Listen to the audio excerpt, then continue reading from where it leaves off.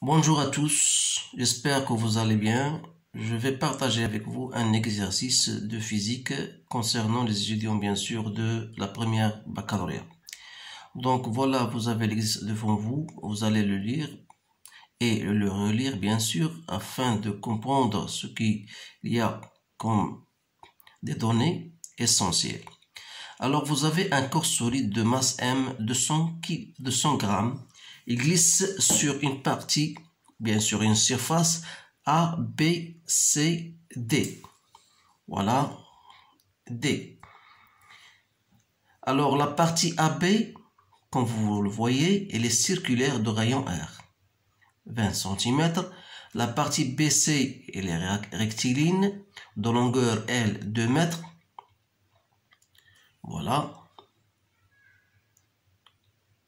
Et vous avez une partie CD, voilà, pardon, CD là, voilà, CD, c'est pas ce point-là. Donc, elle est inclinée d'un angle alpha. Le solide S est lâché du point A sans vitesse initiale. Alors là, lorsque vous lisez, essayez bien de marquer les choses, ces choses-là. Donc, sans vitesse initiale, ça veut dire que la vitesse en A égale à 0. Et arrive au point B avec une vitesse B. Donc la première partie, on néglige les frottements sur AB. On donne G égale à 10 newtons par kilogramme. Et on vous donne alpha égale à 30 degrés. La première question, on veut dire, voilà, montrer que l'énergie potentielle égale mgr 1 moins cos de alpha. On considère que l'énergie potentielle au point B est comme état de référence. Alors là, donc pour répondre à cette question, voilà, je vais d'abord, il faut marquer les choses essentielles. Je vais l'écrire ici. Donc, vous avez la vitesse en A égale à 0. Donc, vous avez les frottements sont négligeables. Donc, bien sûr, il faut mentionner sur la partie AB, vous avez G égale à 10 newtons par kilogramme, vous avez alpha égale à 30 degrés, vous avez la masse égale à 0,2 kg parce qu'il était donné en grammes, il faut le convertir en kilogrammes, vous avez le rayon R égale à 20 cm, soit disons 0,2 mètres, et vous avez BC égale à L égale à 2 mètres. Alors là, des choses là, il faut bien les comprendre. Alors, pour la première question, montre que l'énergie potentielle en A, en général l'énergie potentielle, c'est mgz en A plus une certaine constante. Alors là, pour déterminer cette constante, il faut faire recours à ce qu'on vous a dit comme référence. Donc l'énergie potentielle au point B est T égale à 0. L'énergie potentielle en B, c'est mg Z en B plus C. Alors, Z en B, bien sûr, voilà Z. Donc, son origine, voilà. Donc, Z en B, c'est 0. Donc, ça veut dire quoi? Ça veut dire que la constante n'est autre que 0. Et dans ce cas-là, l'énergie potentielle en A, c'est mg Z en A. Donc, il faut déterminer alors ZA. Alors, ZA d'après la figure, voilà ZA. Voilà. ZA. Donc, ZA, voilà, c'est cette distance-là. Voilà ZA. Alors, ZA, c'est quoi? C'est toute cette distance-là, moins cette distance-là. Donc, je peux appeler cette distance comme étant égale à x pour ne pas confondre avec z. Donc, qu'est-ce que vous allez écrire? Donc, ZA, c'est toute cette distance qui n'est autre que le rayon R, moins cette petite distance que j'appelle x. Alors, si vous travaillez avec cos de alpha n'est autre que x sur, bien sûr, sur R, ça veut dire que x égale à R cosinus de alpha. Autrement dit, ZA sera égal à R moins R cosinus de alpha, soit disons R 1 moins cos de alpha en facteur. Donc, vous revenez, alors là, l'énergie potentielle au point A n'est autre que mg ZA. ZA, c'est-à-dire R 1 moins cosinus de alpha. Donc voilà l'énergie potentielle au point A. C'est bien ça. Deuxième question, trouvez l'expression de VB en fonction de GR alpha et en utilisant, bien sûr, c'est le gérondif, la conservation de l'énergie mécanique. Donc, puisque le frottement est négligeable, il y a conservation de l'énergie mécanique entre les deux points A et B, alors ça va se traduire par la relation suivante. L'énergie mécanique en A égale l'énergie mécanique en B. Ça veut dire quoi? Ça veut dire que l'énergie cinétique en A plus l'énergie potentielle en A égale à l'énergie cinétique en B plus l'énergie potentielle en B. Sachant que l'énergie potentielle en B égale à 0, d'après le texte, l'énergie potentielle en A, c'est déjà connu. L'énergie cinétique en A, c'est en fonction de la vitesse de A. Et comme la vitesse de A égale à 0, alors l'énergie cinétique égale à 0. Donc, qu'est-ce qui va nous rester? L'énergie potentielle en A, c'est mg R 1 moins cosinus de alpha égale à l'énergie cinétique en B qui est égale à 1 demi m VB au carré. Alors là, à partir de cette relation, je peux en tirer la vitesse en B.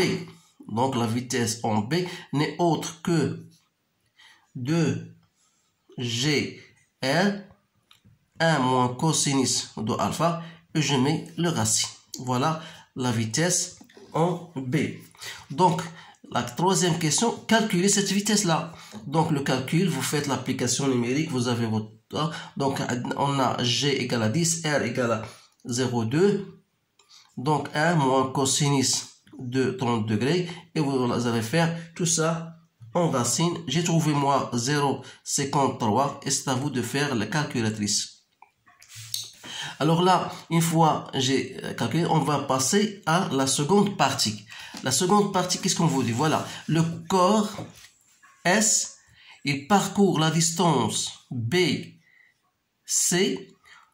et parvient au point C avec une vitesse V de C égale à 1,2 mètres par seconde. La force de frottement F est parallèle à la trajectoire et de sens opposé. Alors là, normalement, si je voudrais expliquer ça de plus mieux, donc vous avez le corps, un corps S. Alors le corps S, il est soumis à son poids et soumis à une force de frottement, à une réaction. Puisqu'il y a un frottement, donc on aura une réaction R. Donc sa composante ici sera, on appelle F, voilà F, et voilà la composante normale Rn. Alors là, qu'est-ce qu'on vous dit? D'abord, déterminer, calculer la variation de l'énergie mécanique entre B et C. Donc, comment je vais faire pour traduire cela? Donc, la variation de l'énergie mécanique entre point B et C n'est autre que l'énergie mécanique finale, c'est-à-dire en C, moins l'énergie mécanique en B. C'est-à-dire, c'est l'énergie cinétique en C, plus l'énergie potentielle en C, moins l'énergie cinétique en B, moins l'énergie cinétique potentielle en B. L'énergie potentielle en B égale à 0, l'énergie potentielle en C égale à 0. Donc, ce qui va rester l'énergie cinétique en C, c'est-à-dire c'est la variation de l'énergie cinétique de B vers C. Voilà, qui n'est autre que 1 demi M VC au carré moins VB au carré. Donc, c'est bien ça. Donc, l'énergie cinétique en C moins l'énergie cinétique en B. Alors là, vous allez faire votre calcul. Donc, l'énergie cinétique en C moins l'énergie cinétique en B, c'est bien ça. Donc, c'est 0,5 fois 0,2. La vitesse en C, c'est 1,2 au carré moins 0,53 au carré.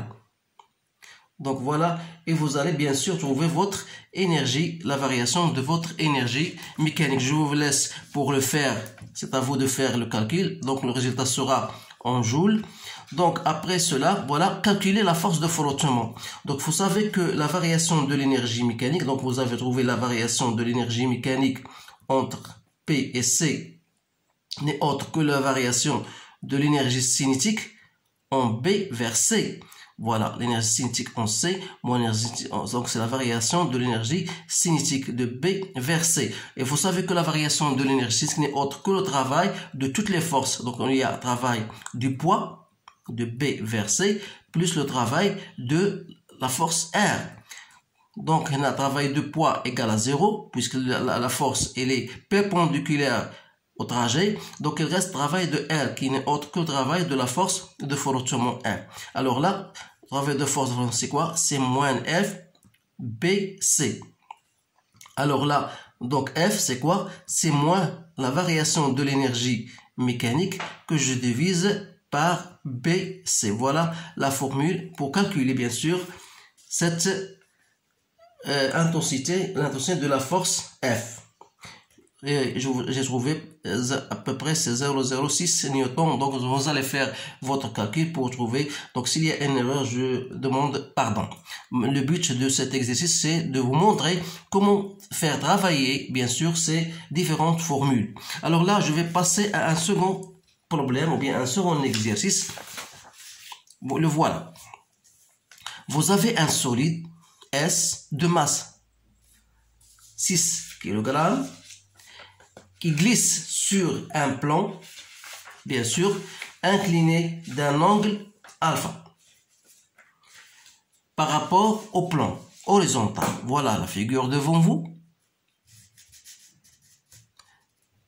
Le solide S est lâché du point A avec une vitesse VA. Après un parcours de AB, sa vitesse devient VB 5 mètres par seconde. On vous donne G, on vous donne BC et on vous donne AB. Alors la différence entre cet exercice alors que celui-là et la vitesse initiale n'est pas nulle. Donc calculez l'énergie cinétique au point A. Donc l'énergie cinétique au point A, qu'est-ce que vous allez faire? Donc l'énergie cinétique, voilà. L'énergie cinétique au point A, bien sûr, c'est quoi? C'est 1/2 mVA au carré. Donc vous allez faire le calcul, vous avez la masse, vous avez donc c'est 0,5 fois 6 fois 1, donc c'est 3 joules. L'énergie cinétique en B pour la deuxième question, c'est 1/2 mVB au carré, c'est-à-dire 3 fois 25 fois, c'est bien ça, donc c'est 75 joules. Donc troisième question, en appliquant le théorème de l'énergie cinétique, montre que le mouvement se fait avec frottement entre A et B et calculer le travail de la force de frottement entre A et B et déduire son intensité. Alors, le théorème de l'énergie cinétique vous dit que la variation de l'énergie cinétique d'un point A vers B, c'est quoi? C'est 1/2. C'est la variation de l'énergie cinétique en B moins l'énergie cinétique en A, c'est-à-dire c'est 1/2 mVB au carré, c'est-à-dire l'énergie cinétique finale, moins l'énergie cinétique initiale en A. Voilà. Donc, tout ça, vous savez que la variation de l'énergie, c'est quoi? C'est le travail de toutes les forces s'appliquant sur ce solide entre les deux points A et B, c'est-à-dire c'est le travail du poids de A vers B, plus le travail de R, de la réaction du plan incliné, toujours de A vers B. Alors, le travail du poids n'est autre que mg ZA moins ZB, c'est-à-dire c'est l'altitude H. Cette altitude H, voilà, c'est bien ça que j'appelle H, plus le travail de R. Le travail de R, voilà. Donc notre but c'est quoi? C'est de terminer le travail de R. Le travail de R, si le travail de R est égal à 0, alors il n'y a pas de frottement. Si le travail de R est différent de 0, alors il s'agit d'un frottement. Alors là je continue, c'est mgh, c'est quoi? C'est AB sinus de alpha plus le travail de R. Alors là, à partir de cette relation, je trouve le travail de R, c'est la variation de l'énergie cinétique de A vers B moins mgAB sinus de alpha. Alors là, si vous faites votre calcul, la variation c'est 75 moins 3, donc ça me donne 72, moins mg, c'est-à-dire 60, fois 8, sinus de alpha qui égale à 40. Donc je trouve moins 236,54 joules. Donc vous remarquez que le travail de R égale à 0. Donc ça veut dire que le mouvement se fait avec frottement. Alors là, le travail de R, normalement, c'est quoi? C'est le travail de Rn qui est égal à 0 plus le travail de F. Le travail de F, c'est moins F AB. Alors là, je peux en déduire F comme étant, c'est moins le travail de R que je divise par AB. C'est-à-dire que F égale 236,54 que je divise par 8. Donc ça me donne 29,56 newtons. Vous allez s'assurer de cette valeur en s'aidant de votre calculatrice. Donc là, j'ai bien calculé. Maintenant, on va passer à grand 2. Donc grand 2, on considère maintenant que le plan horizontal, voilà, passant par A comme état de référence. Alors là, c'est une question très intéressante. On considère ce plan-là comme référence de l'énergie potentielle. Ça veut dire que l'énergie potentielle en A, c'est-à-dire en A, égale à 0. Alors là, qu'est-ce que vous dit? Montrer que l'expression de l'énergie potentielle égale à cette expression-là. Alors là, qu'est-ce qu'on va faire? On va toujours, à partir de l'énergie potentielle, la définition de l'énergie potentielle, c'est mgz plus une constante. Donc, il faut déterminer cette constante toujours en se basant sur la référence. Donc, on a l'énergie potentielle en A qui est égale à mgza plus constante égale à 0. C'est-à-dire que, c'est quoi mgza? ZA, voilà, mgza, c'est à partir de là à jusqu'au là. Donc c'est AC sinus de alpha, voilà. Donc ici ZA, voilà, c'est toute cette altitude. ZA c'est quoi? C'est AC sinus de alpha. AC c'est quoi? C'est AB plus BC. Donc on peut dire, voilà, qu'on a C. Donc, ça veut dire que C égale à moins mgza. C'est-à-dire que C égale à moins mgza. C'est quoi? On a dit c'est AB plus BC sinus de alpha. Et en conclusion, on aura l'énergie potentielle. C'est quoi? C'est mg en facteur de Z moins AB plus BC sinus de alpha. Donc voilà notre expression de l'énergie potentielle d'une façon générale. Alors là, une fois on a trouvé cette expression, on vous dit, voilà, calculer les valeurs d'énergie potentielle dans les positions A, B et C. Alors là, comment on va calculer cette énergie potentielle? Tout simplement à partir de la relation qu'on a trouvée tout à l'heure. C'est-à-dire que, voilà, j'effectue ce calcul-là.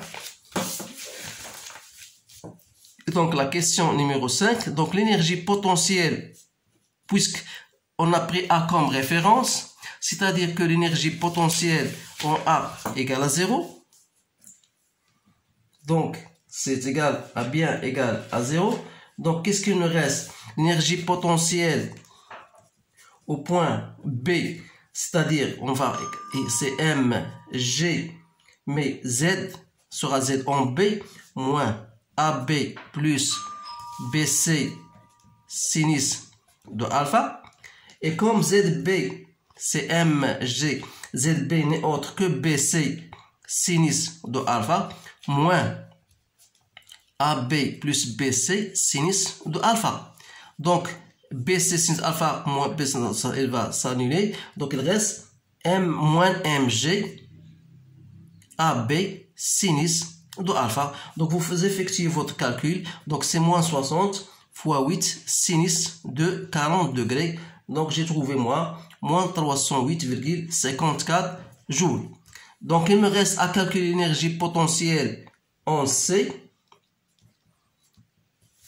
Pardon, l'énergie potentielle en C, c'est quoi? C'est mg Z en C moins AB. Toujours on applique cette relation que j'ai trouvée tout à l'heure. Sinus de alpha. Alors ZC, c'est bien égal à 0. Donc qu'est-ce que va rester? Moins mg AB plus BC sinus de alpha. C'est-à-dire moins 60 fois 28 sinus de 40. C'est-à-dire que l'énergie potentielle en C égale à quoi? Égale à moins 1079,88 joules. Alors là, voilà, j'ai trouvé. En fin du compte, on veut dire la question numéro 6. Calculer la variation de l'énergie potentielle entre B et C. C'est-à-dire, c'est l'énergie potentielle en C moins l'énergie potentielle en B. C'est-à-dire, vous faites simplement vos calculs. C'est 1079,88 plus 308,54. Ça me donne moins 71,34 joules. Et finalement, on déduit le travail du poids du B vers C. Donc le travail du poids de B vers C, vous le savez, c'est quoi? C'est mg Z en B moins Z en C. C'est-à-dire mg ZB moins mg ZC. Ce qui n'est autre. Ça, c'est l'énergie potentielle en B moins l'énergie potentielle en C. Donc, c'est quoi? C'est moins la variation de l'énergie potentielle qu'on a déjà calculée tout à l'heure. C'est-à-dire que le travail du poids, dans ce cas-là, n'est autre que la valeur, soit 771,34 joules. Voilà, c'est tout ce qu'il y a dans ce problème-là. Donc, j'espère que vous avez bien compris. Donc, essayez de le répéter 2 ou 3 fois pour bien sûr saisir ces notions de l'énergie cinétique et l'énergie potentielle et même l'énergie mécanique. Donc c'est parce que vous allez travailler avec ces notions pour trouver la solution de vos problèmes. Alors je souhaite du bien et je vous laisse et je vous remercie même de votre attention et à bientôt.